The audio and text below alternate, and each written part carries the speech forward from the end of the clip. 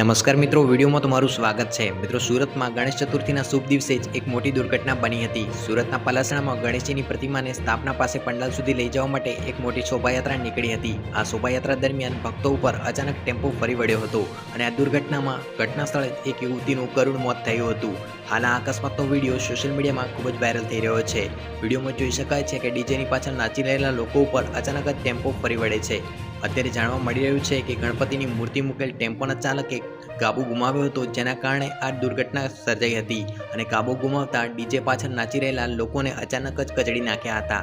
મળતી માહિતી મુજબ પલાસણાના પાડાફળિયાના રહીશો ગણેશ પંડાલ પાસે ગણપતિની મૂર્તિ લેવા માટે ગયા હતા, ત્યારે અચાનક આ દુર્ઘટના સર્જાઈ હતી, જેમાં ટેમ્પોના ચાલકે સ્ટેરિંગ પરથી કાબુ ગુમાવી દીધો હતો અને ટેમ્પોની આગળના ડીજેના તાલે ભક્તો નાચી રહ્યા હતા એ ભક્તોને અચાનક જ કચડી દીધા હતા। મળતી માહિતી મુજબ એક યુવતીનું ઘટના સ્થળે કરુણ મૃત્યુ થયું હતું, તેમજ 2 બાળકો સહિત 4 ભક્તો ઘાયલ થયા હતા। આ અકસ્માતમાં રંજનબેન ભાણાભાઈ રાઠોડને ગંભીર ઈજા થઈ હતી અને તેમનું ઘટના સ્થળે મોત થયું હતું, જ્યારે યાત્રામાં સામેલ આરતીબેન ઉક્કડભાઈ રાઠોડ અને પિંકુબેન કાળુભાઈ રાઠોડ, અંશ નવીનભાઈ હળપતિ અને રાધિકા લાલુભાઈ રાઠોડને થોડી ઘણી ઈજાઓ થઈ હતી। ઘાયલોને સારવાર અર્થે પ્રથમ પલાસણા સામૂહિક આરોગ્ય કેન્દ્રમાં દાખલ કરવામાં આવ્યા હતા। જોથી વધુ ઈજા હોય તેવા લોકોને સુરતની નવી સિવિલ હોસ્પિટલમાં રિફર કરવામાં આવ્યા છે। તો મિત્રો, આ રીતે સુરતમાં ગણેશ ચતુર્થીના શુભ દિવસે જ એક મોટી દુર્ઘટના સર્જાઈ છે।